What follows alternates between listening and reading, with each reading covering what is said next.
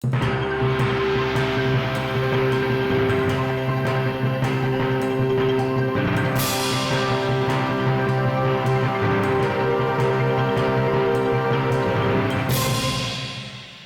noche tengo aquí a un invitado que ya nos acompañó hace unos meses a analizar la situación de este país, con el cual es muy grato hablar porque es una persona no solamente muy joven, sino que es muy claro en sus conceptos y en la manera de explicar las cosas.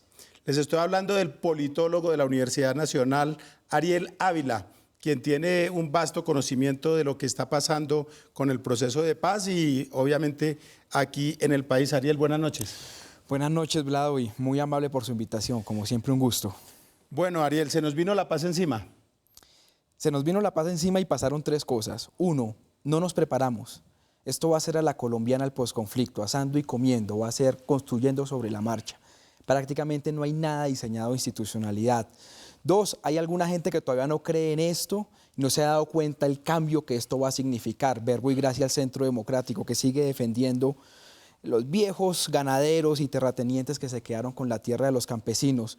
Y tres, se viene una importante posibilidad de transformación del país. Mira esto, el acto legislativo que se aprobó hace algunas semanas en el Congreso prevé que durante un año va a estar abierta la posibilidad de lograr grandes transformaciones al sistema electoral, al tema agrario, al tema de participación política. Y nadie está proponiendo nada. 3 años perdidos la sociedad.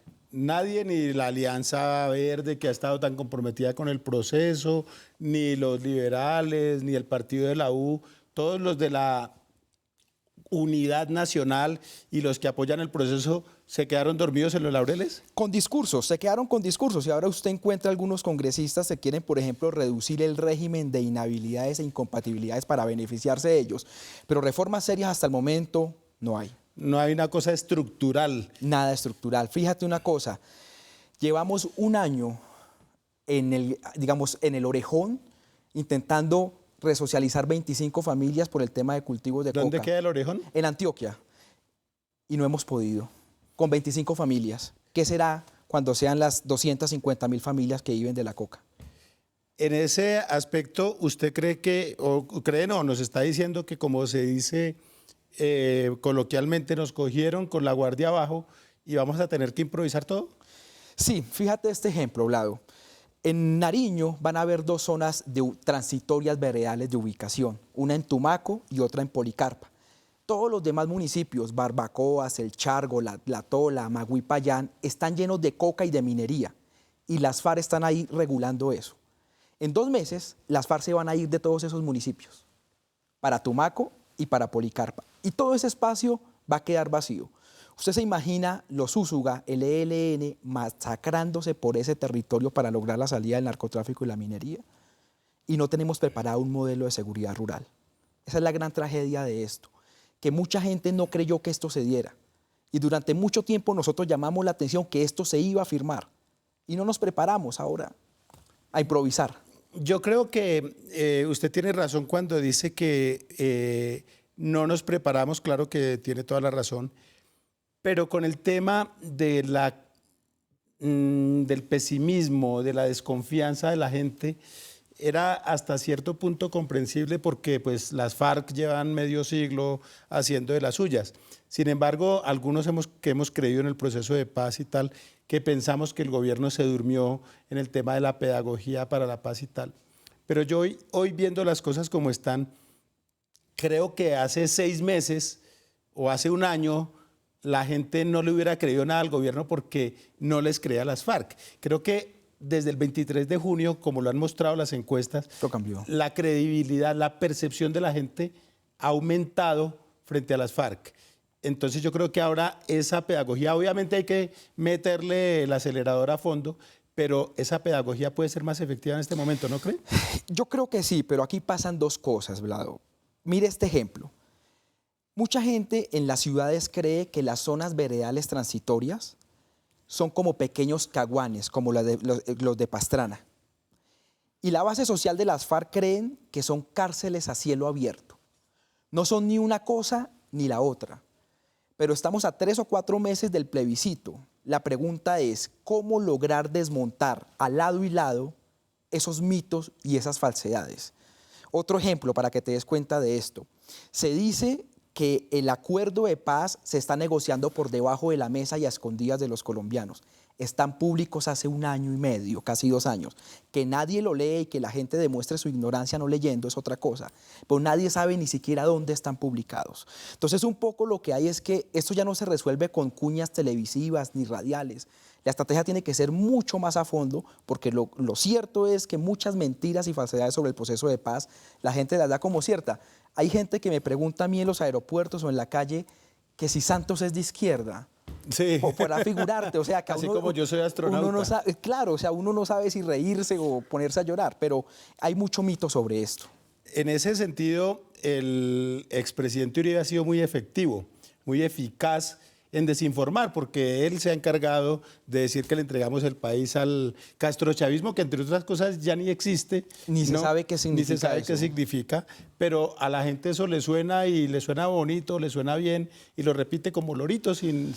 Yo te quiero decir una cosa, Vlado. Yo creo que el uribismo se opone al proceso de paz no por un tema político, sino por un tema de intereses. Mira este dato. En Colombia fueron despojadas un poco más de 6 millones de hectáreas a campesinos, 5 a 10 hectáreas, pequeños tenedores de tierra. La mayoría de esa tierra está en manos de empresarios como el Fondo Ganadero de Córdoba, de multinacionales y personas como el magistrado Pretel de la Corte Constitucional, que están ligados por 2 fincas. Esa gente sabe que si hay proceso de paz, les toca devolver toda la tierra que se robaron. Entonces no quieren el proceso de paz y por eso financian al Centro Democrático. Y el Centro Democrático ha desplegado un montón de mentiras y en las ciudades, como hay gente que no cree en esto y no lee, encuentra idiotas útiles. O sea, que le comen el cuento, que piensan que aquí hay una oposición ideológica. Aquí es un tema de intereses. Esta guerra dejó unos ganadores y unos perdedores. Y los que ganaron no quieren perder lo que se robaron a los campesinos, por eso no quieren el proceso de paz. Pero, Vlado, aquí no hay nada político, aquí es un tema literalmente de intereses. Que además es un tema que comenzó antes de que empezara el proceso de paz. Yo recuerdo que recién se anunció que iba a haber diálogos, antes de que se sentaran en Noruega los representantes del gobierno y de las FARC a hacer la presentación inicial. Había gente que decía... rotaban por mail, por los chats y todo, el acuerdo final. Decían, no, mire, es que ya ahí está el acuerdo final, ¿no? Y yo te digo una cosa, Vlado, cuando uno lee el acuerdo final, salió bastante gratis para el gobierno. Zonas de reserva campesina, eso está en la ley 160 del 94. Circunscripciones especiales de paz, Constitución del 91. Estatuto de la oposición, Constitución del 91. El 70% del Tratado de Paz es las FARC pidiéndole al Estado que cumpla la ley. Es simplemente que cumplan lo que yo hay. Que cumplan lo que ya hay. O sea, ahí no hubo ninguna entrega. Yo esperaba mucho más de este proceso, pero con lo que hay, incluso así, hay gente que no lo quiere. Entonces, vienen unos debates muy duros y yo lo que le digo a la población es, hombre, lea y discuta con argumentos, pero este proceso de paz es una oportunidad de cambio impresionante para lograr transformaciones. Bajo estándares normales, lograr una reforma del sistema electoral, lograr una reforma del sistema agrario es imposible. Si no es ahorita, enterramos esta posibilidad. Ariel, yo tengo una inquietud, que quiero que usted me dé su percepción, aunque se puede inferir por la última respuesta del primer segmento. ¿Usted cree que el gobierno, como dicen no solamente los juristas, sino algunos ciudadanos pseudo preocupados, como María Isabel Rueda, como Salud Hernández, como otro montón de gente, ¿usted cree que el gobierno cedió demasiado? No, yo creo que este proceso de paz salió muy barato para lo que en inglés se llama establecimiento. Para las élites nacionales, si la ciudadanía no jalona el proceso de paz, aquí no hay nada. Mira este ejemplo. El acuerdo político, el punto 2, solo el 10% refiere a la participación de las FARC en política. El otro 90% son reformas que necesitamos al órgano electoral, al sistema de partidos, etcétera.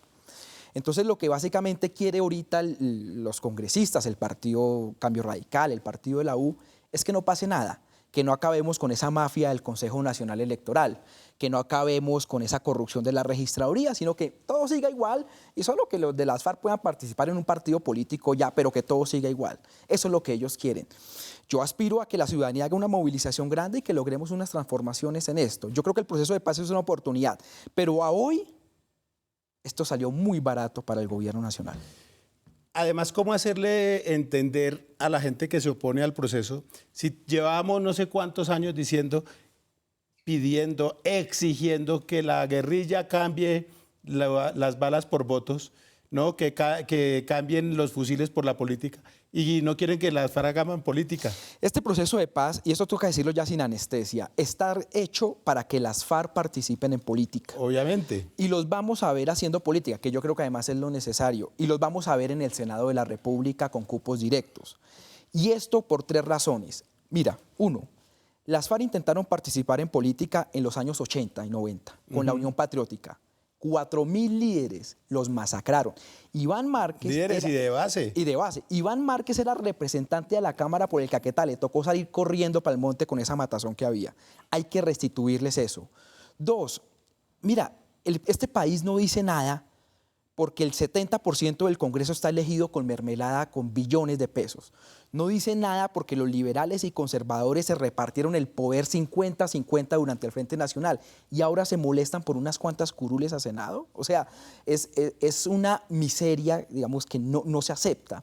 Y lo tercero, si ese es el costo de la paz, yo sí prefiero ver a las FARC disparando ideas en el Congreso y no fusiles. Digamos, es un costo muy suave. Tomando whisky que tomándose pueblos. Sí, digamos, ¿cierto? eso es un costo muy suave. Yo creo que ahí no está el debate.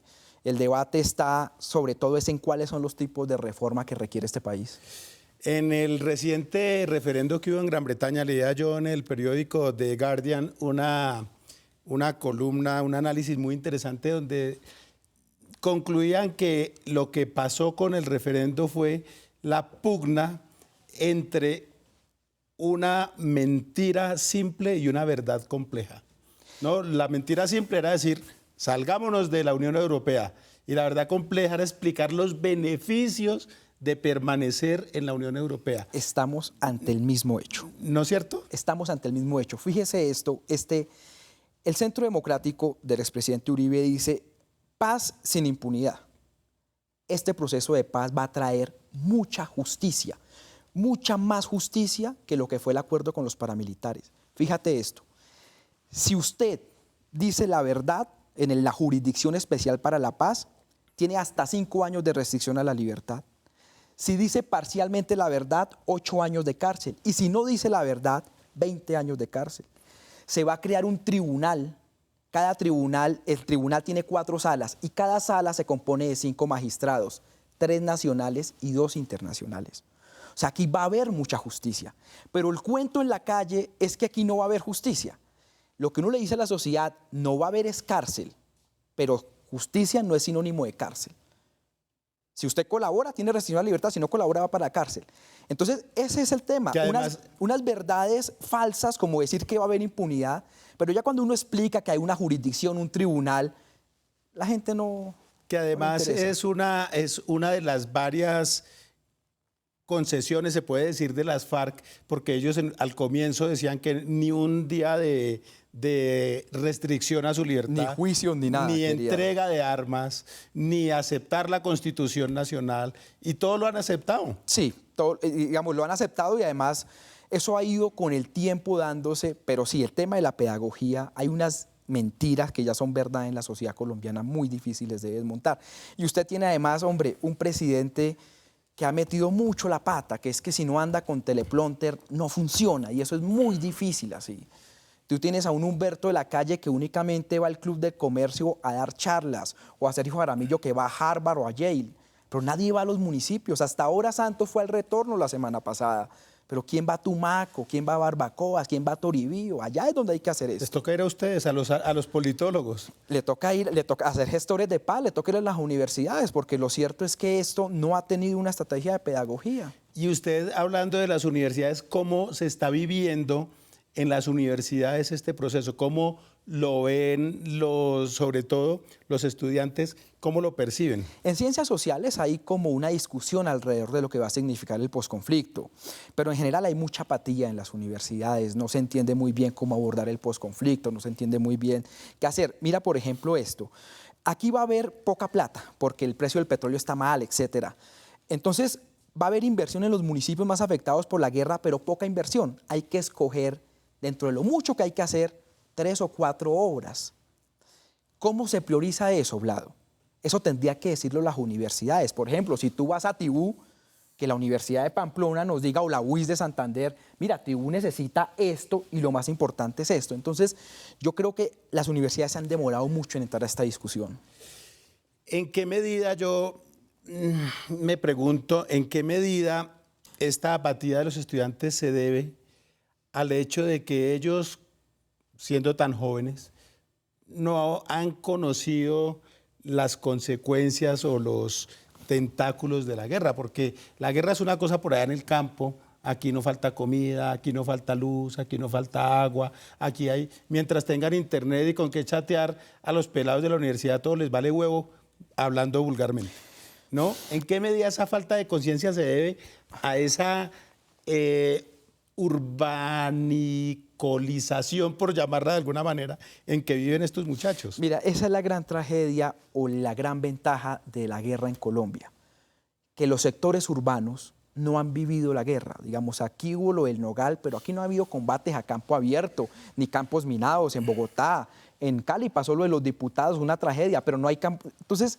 como las zonas urbanas no viven la guerra, pues esto no les importa y eso se traslada en todos los grupos etarios. Entonces, jóvenes, viejos, maduros, no captan los beneficios que va a traer la paz, entonces no les interesa. Y entonces prefieren no leer y obviamente se manifiestan con lo poco que les llega de mentiras de un lado o de otro. Entonces la apatía es esa, que este país como no sabe lo que es que le caigan a un campesino 7 toneladas de bomba o que le recluten los hijos y las hijas o que no tenga propiedad de la tierra o que no pueda caminar de su finca al río porque todo está minado, pues entonces no lo ve. Esto es lo más grave de esto, que hay una apatía porque no se ha vivido el conflicto. En medio de todo este panorama tan realista que usted nos pinta, quiero hacerle una pregunta concreta para una respuesta concreta. ¿Usted ve ve con optimismo o con pesimismo el posconflicto? Yo lo veo con mucho optimismo. Yo creo que este país va a dar un salto democrático y político muy grande. Pero creo que si no se toman las medidas necesarias, algunas regiones van a padecer este posconflicto. Te digo esto, yo creo que el sur del Tolima nos sale bien, creo que Cauca nos sale bien, Huila, Caquetá nos sale bien, Catatumbo nos sale bien, pero creo que la costa pacífica puede ser fácilmente una guerra civil si esto no se toman las medidas necesarias.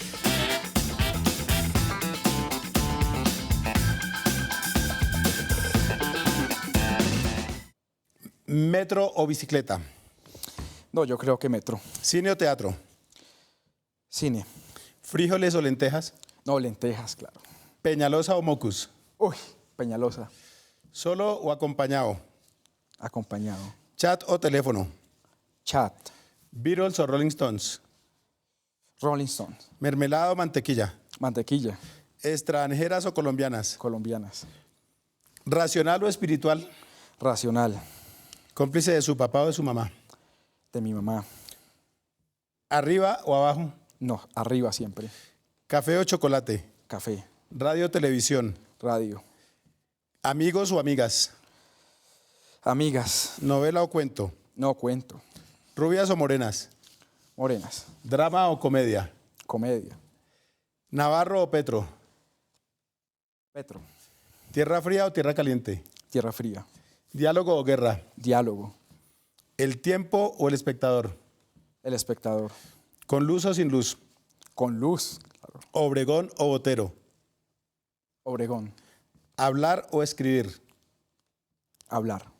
¿Estados Unidos o Europa? Europa. ¿El general Montoya o el general Naranjo? Naranjo. ¿Dieta o ejercicio? Ejercicio. ¿Legalizar o prohibir? Legalizar. ¿Timochenko o Iván Márquez? Timochenko. ¿Salsa o rock?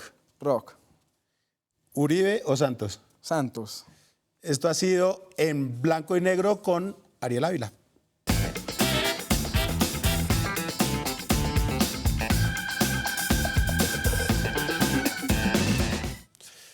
Bueno, don Ariel, ¿estuvo fácil el blanco y negro? ¿No se enredó fácil? Sobre todo una pregunta entre Peñalosa y Mocus. Todavía estoy inseguro, pero lo demás muy bien, claro. Ah, sí, aquí no hay segunda vuelta. No hay segunda vuelta. Aquí Ni posibilidades de rectificación. Tampoco. Ni se le puede agregar mico, ni conciliación, nada de eso. ¿Usted cree que las FARC, una vez se desmovilicen, entreguen las armas, se incorporen a esta sociedad de querubines que somos todos, como dicen los del Centro Democrático, los colombianos de bien, donde no hay nadie malo? Hombres probos. Hombres probos, sin contaminar, todo eso. ¿Usted cree que una vez las FARC empiecen a hacer proselitismo, pueden tener éxito? Yo creo tres cosas. Uno, yo creo que los primeros años las FARC van a ser una organización política muy relevante, pero no electoralmente. Creo que la izquierda va a tener posibilidades de ganar por primera vez en este país desde el 2022 en adelante. O sea, otras dos elecciones. Por lo menos el 18 imposible, pero para el 22 habrá posibilidades. Y tres, yo creo que el hombre llamado a jalonar ese proceso de izquierda se llama Iván Cepeda. ¿Iván Cepeda es el hombre del posconflicto para la izquierda? Para la izquierda, porque es el que puede unir esa izquierda siempre que ha estado en la democracia, en la legalidad, y esa izquierda que sale de la guerra. Yo creo que es el hombre llamado. Yo siempre digo que él es como el Cuauhtémoc Cárdenas del PRD en México. Lo que pasa es que esta vez yo creo que sí tiene posibilidades de ganar, no como Cuauhtémoc Cárdenas, pero yo creo que por ahí. Pero grandes cambios electorales en los primeros años no va a haber. Iván Cepeda tiene una ventaja y es que es un hombre joven, es un hombre tranquilo, pero tiene la desventaja en lo que yo percibo. Aquí estuvo sentado hace un par de programas el senador Cepeda, pero tiene la desventaja, a mi modo de ver, de que genera muchísima resistencia en los sectores más tradicionales de la sociedad colombiana. ¿Cree usted que él tenga manera de romper esa resistencia? Yo creo que a medida que la firma del acuerdo vaya ganando meses y nos acabemos la idea de esa guerra que tuvimos, yo creo que las resistencias se van a ir debilitando. Pero yo sí creo que este país, en algún punto, sea con Cepeda o con cualquier otro, va a tener un choque de élites. Este país solo es democrático si nosotros acabamos con esa vaina de que el tío, el sobrino, el hermano, el abuelo fueron presidentes. Este país lo gobierna 53 familias de 50 millones de habitantes. Eso ni el Principado de Mónaco. Pero en este orden de ideas, ¿no es un poco curioso el hecho de que sea un presidente de la élite el que abrió las puertas de la paz? Fíjate que los cambios siempre los jalonan las élites y las élites en el poder. ¿Quién hizo la reforma agraria en Chile? Pinochet. ¿Quién hizo la reforma agraria en Ecuador? Los generales de gafas negras y guantes negros en dictadura. Eso es como una tragedia, porque los cambios liderados desde abajo solo se dan en revoluciones o en transformaciones muy duras. De resto, los reformismos los dan. Y yo creo, mira, yo te digo una cosa, usted me conoce, Vlado, usted sabe mi posición política, pero yo creo que este país va a estar en deuda con Juan Manuel Santos. No se dan cuenta ahorita, pero en 10 años, después de Bolívar, muy seguramente vendrá un tipo como él, porque esto que se está haciendo sí va a cambiar la vida republicana de esta nación.